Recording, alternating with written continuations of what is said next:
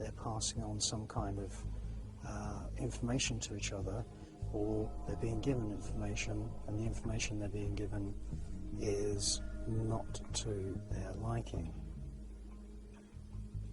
And there's some more of them here. These are very, very sort of demonic, nasty looking kind of monk figures. They don't look happy at all. So you've got 6 very elaborate carvings there. Not a single one of these figures is happy.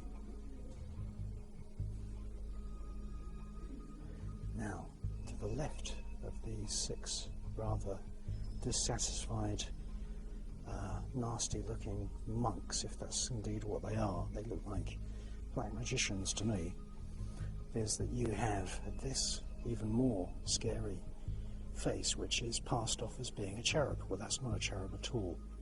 In the Ars Goetia, that's known as Volvac or Velak, and it's a demon spirit that appears as a child who usually rides on the back of a winged serpent or a winged griffin or a winged dragon. And so you can see that that is not the happy face of a cherub. It's been deliberately carved as an evil face. And in the left-hand pupil you can see that very clearly. And you say, well, where's the dragon? If that's meant to be Volak or Volvac from the Goetia, where's the dragon? Well, the dragon is right here. And there's 2 of them in symmetry. So that does not fit into the idea of an angel or a cherub. It's very, very demonic, and that sits on top of a plaque which has very, very serious and nasty skull and bones iconography. But there's larger griffins and dragons and larger sort of strange composite creatures which resemble the creatures which are described in ancient magical texts elsewhere in this cathedral. So let's take a look at them.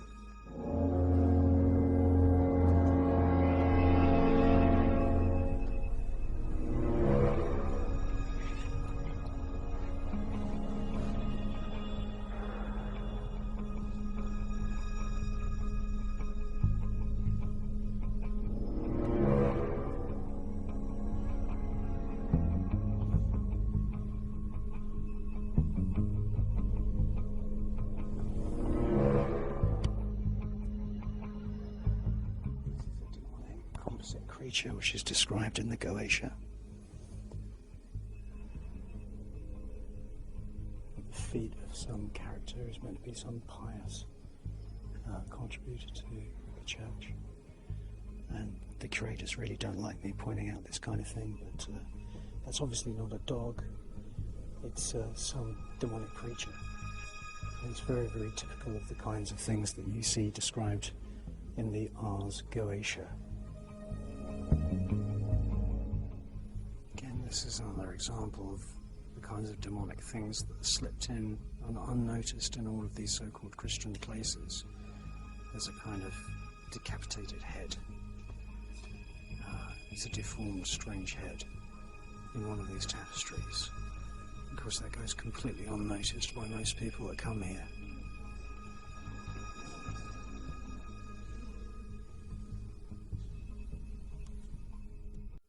Ladies and gentlemen, the very word secrecy is repugnant in a free and open society, and we are, as a people, inherently and historically opposed to secret societies, to secret oaths, and to secret proceedings. JFK was the last truly popular president of the United States of America. Assassination is used to adjust the outcomes of elections.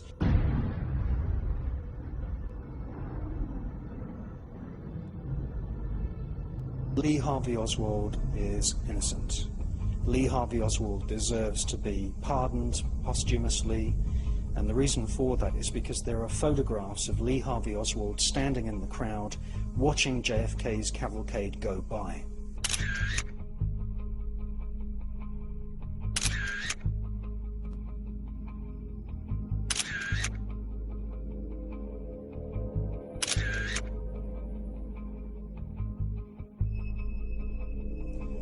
Because of these photos, it is obvious that Lee Harvey Oswald was framed. There's no way that he could have been in the book depository, and Lee Harvey Oswald was a stand-byer. He was just in the crowd, and he watched the motorcade go by, so there's no way that he could have actually played any part whatsoever in the actual firing of the shots that killed JFK. As President Kennedy's motorcade left the center of Dallas, where President Kennedy was shot today from an ambush. We see Jackie Kennedy leap to the back of the car, and what she's doing, she's trying to collect and save parts of her husband's brain.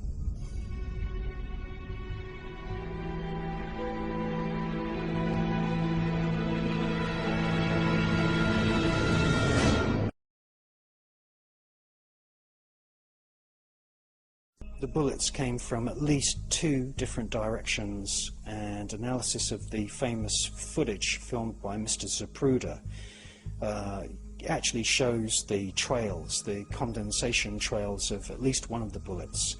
And the bullets came in from 2 different angles, which means that there must have been a minimum of 2 assassins.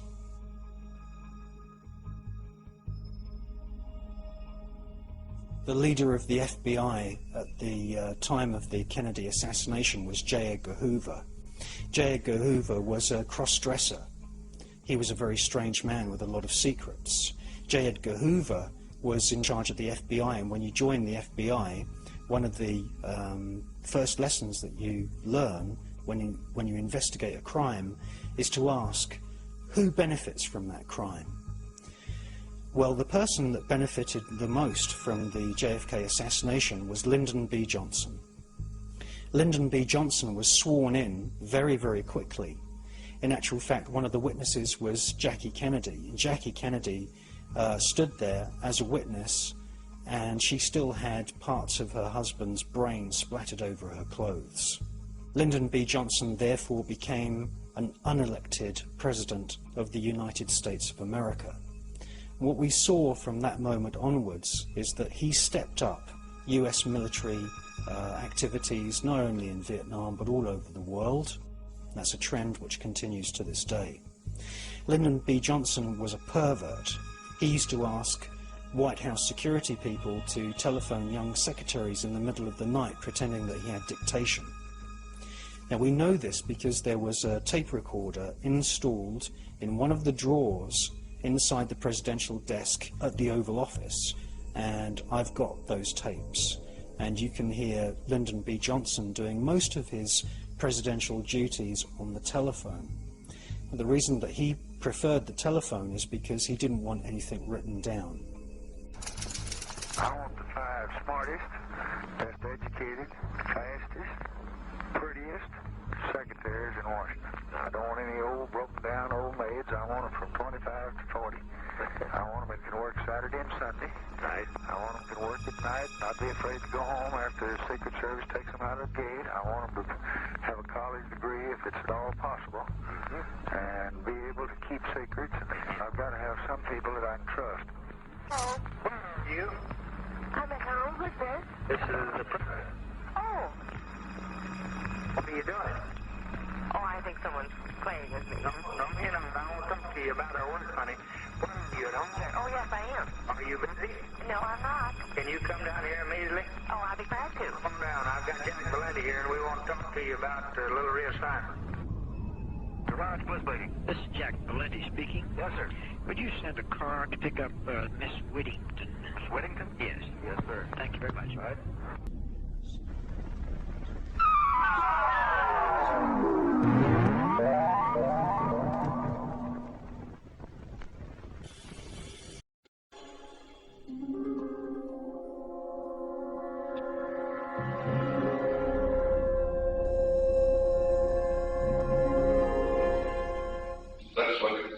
look at Northern California. You understand? Yeah.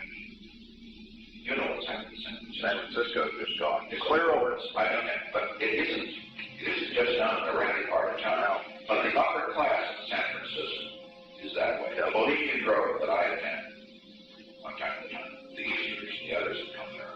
But it is the most faggy goddamn thing you will ever imagine in San Francisco crowd. Because it's just terrible. I mean, I never want to shake hands with anybody in San Francisco.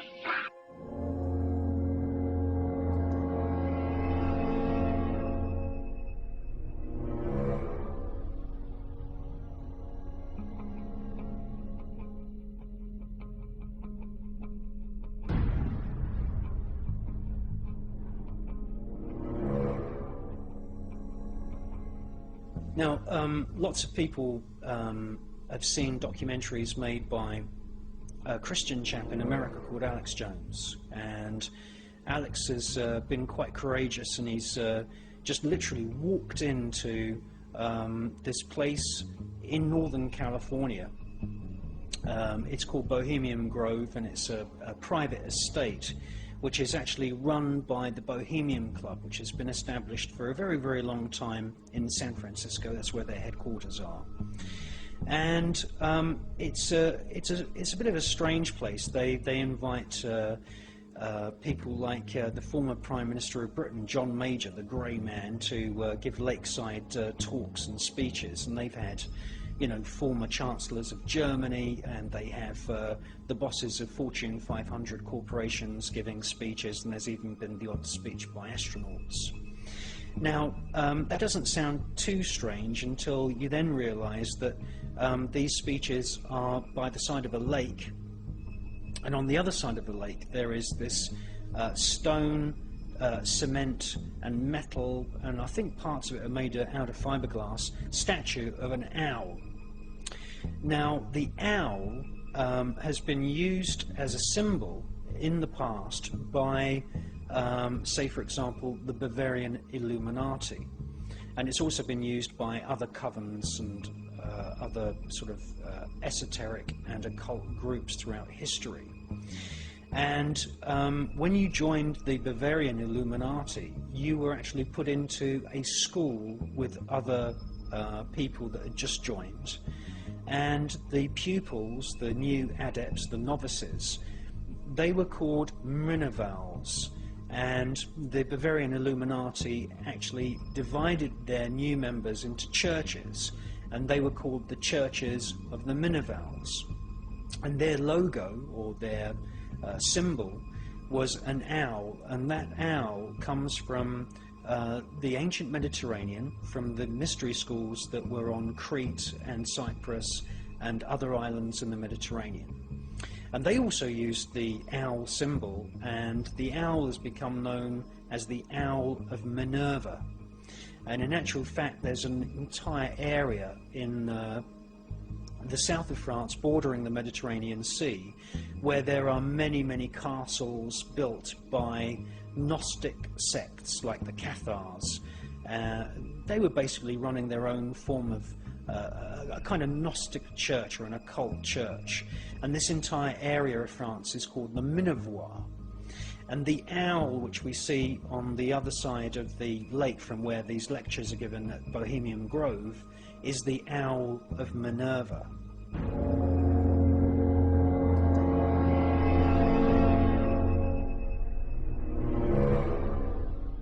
There is a small altar at the base of the owl, and on that altar we see an ever-burning flame, an everlasting flame. And that flame is coming from an Aladdin's lamp. And that is not Aladdin's lamp from the fairy tale. It is, in actual fact, an effigy of the brass vessel that was used by King Solomon to entrap the demons that are described in the Goetia.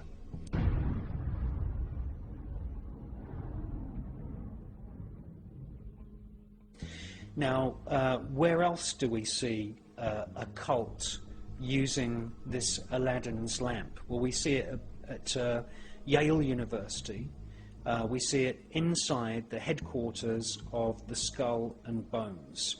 And the Skull and Bones is a fraternity. It's a sort of pseudo-Germanic offshoot of the Bavarian Illuminati that was set up in the 1800s. And there was a break-in by a sort of fake fraternity that was set up called the Order of the File and Claw. That's a file and a crowbar. And they set up their fake fraternity just literally to break into the headquarters of the Skull and Bones.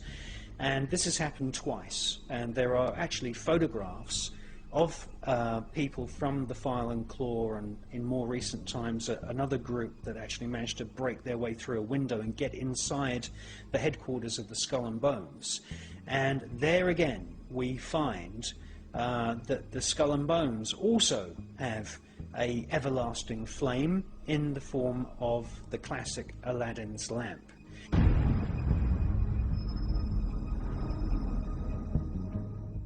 And these are signs that we are dealing with fraternities, covens, occult groups who very, very much understand the significance of the Goetia, and they very, very much understand the power of these demons.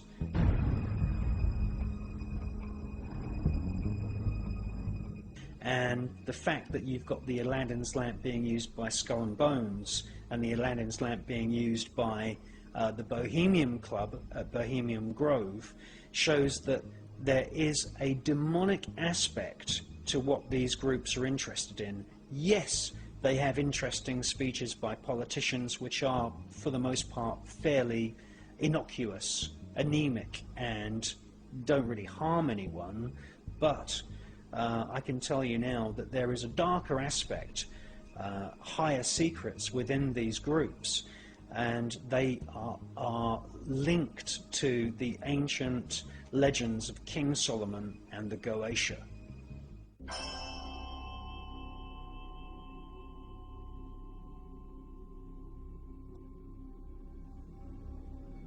At Yale University, home to the secret society known as the Skull and Bones, which has initiated several vice presidents, senators, and presidents, there is an ancient manuscript written completely in cipher.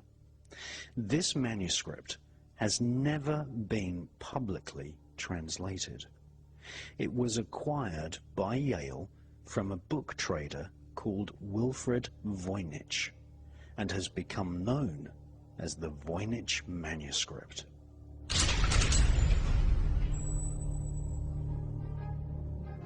This handwritten, highly detailed manuscript was discovered by Wilfred Voynich at Villa Mondrigoni near Frascati, south of Rome, more than 100 years ago.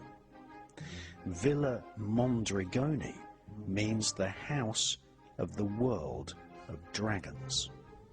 Villa Mondrigoni was a training college for Jesuits.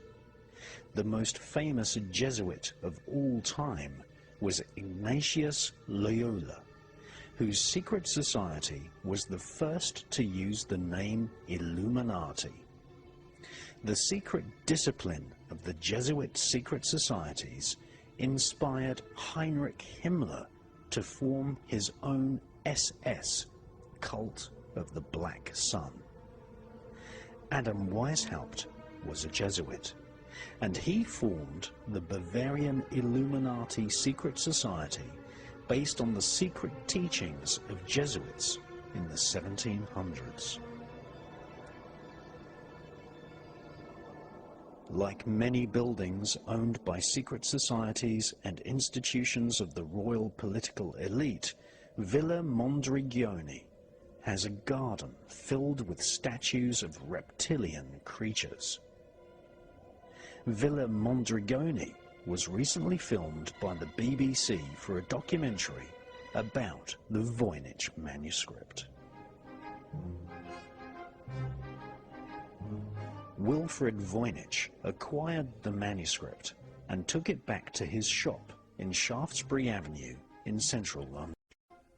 He placed a price tag of $165,000 on the manuscript, which was full of diagrams of herbs, flowers, and vines.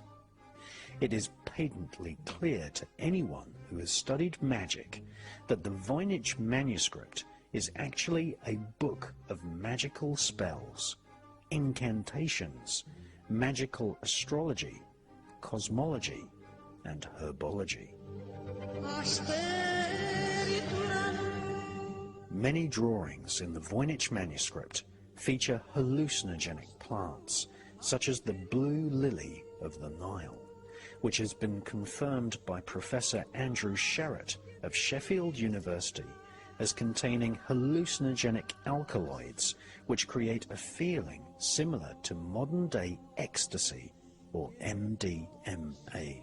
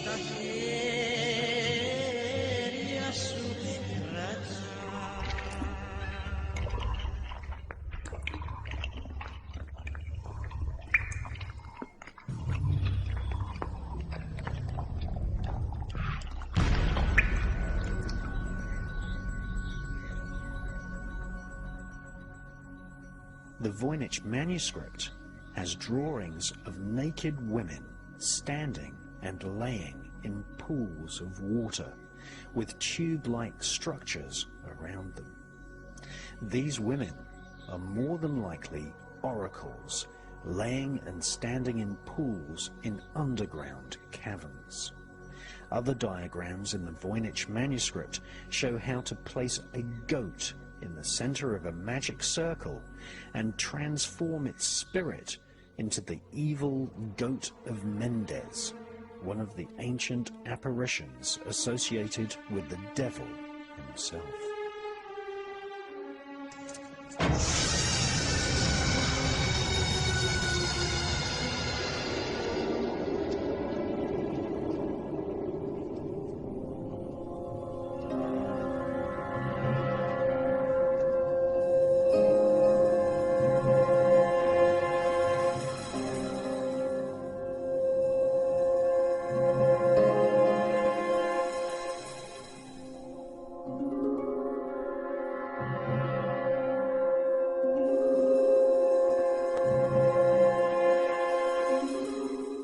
The Voynich manuscript is a magical textbook with drawings of hallucinogenic plants and tube or trumpet-shaped apparatus.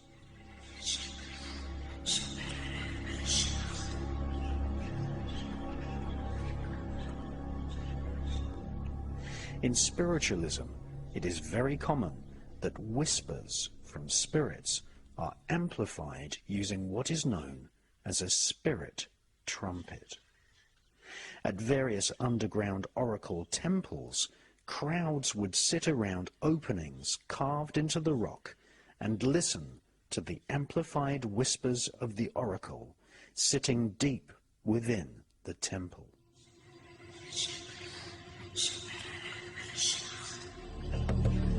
I invite you to drink the healing water and ride horses throughout time together. Let's not hide what we have heard, and let's keep what we have found.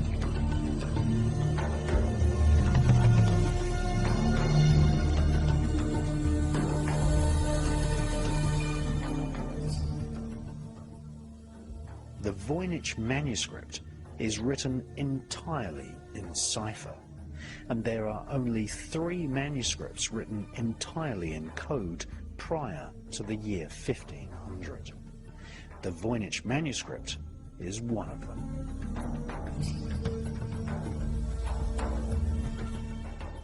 Many words in the manuscript repeat, and this is a sure sign that the manuscript contains spells, as magical incantations often repeat the same word many times.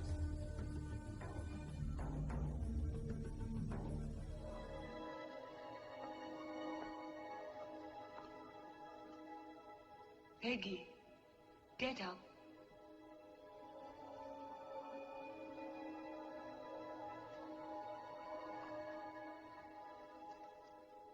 Repeat after me the words of the Susama ritual. Uriel Seraphim. Uriel Seraphim. Io Potesta. Io Potesta. Zati Zata. Zati Zata. Galatim Galata. Galatim Galata.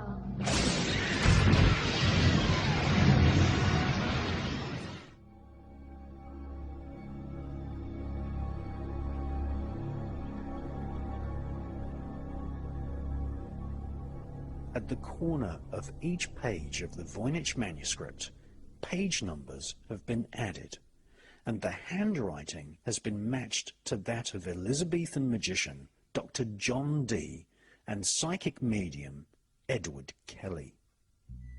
The Voynich manuscript is perhaps the most important magical text of its age, dating from before the 15th century. It is now in the custody of the Beinecke Library at Yale University, who strictly forbid public access to the Voynich manuscript. When the BBC recently made a program and radio show about the manuscript, they were prevented from removing the manuscript from the room, and the curator refused to utter even a single word.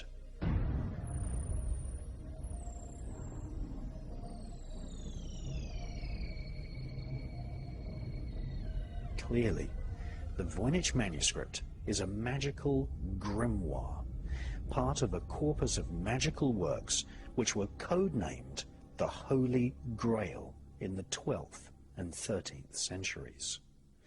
According to a letter found inside the Voynich manuscript, it had previously been owned by Emperor Rudolf in Prague, who had employed Dr. John Dee and Edward Kelly to conjure spirits for the royal political elite. The British Library, the Louvre in Paris, and even the Royal Collection of the British royal family all have similar grimoire texts in their vaults. Most of the original grimoire texts, almost without exception, were written in Arabic and Hebrew. Before the Kabbalah became popular in 13th century Europe, there existed in ancient Israel a form of Jewish shamanic magic known as Mahaseh Merkava, the working of the chariot. Many of the grimoire texts explain the techniques for summoning demons and even how to invoke the spirits of planets into the magician's magic circle. The original texts are based on knowledge from before the time of the pharaohs.